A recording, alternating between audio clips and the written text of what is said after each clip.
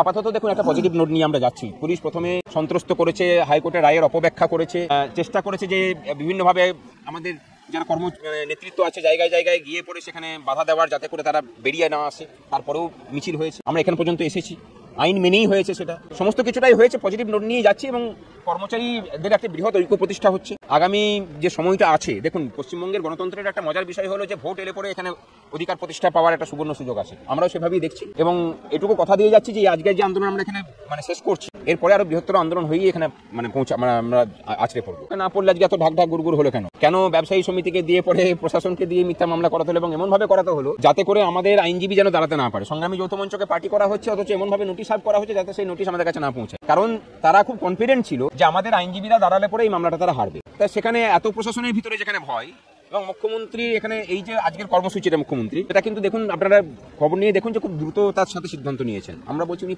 পলায়ন করেছেন এখান থেকে। আর ভয় আছে কি না আছে অপেক্ষা করুন, আমরা তো আছি। আর কয়েকদিন পরেই দেখবেন মুখ্যমন্ত্রীর পাংশু মুখ দেখতে পাবেন। একটা একটা করে জয় আমরা পাচ্ছি। তার মধ্যে ডিএ অন্যতম একটা দাবি। আগামী 4 তারিখ শুনানি আছে সুপ্রিম কোর্টে। সমস্ত চাকরির এই যে খুঁটে বেঁধে রেখেছেন সেগুলোকে খোলা করব আগামী ভোটের আগে। বাংলা হান্টের আরো খবর দেখতে নজর রাখুন। বাংলা খবর মানেই বাংলা হান্ট।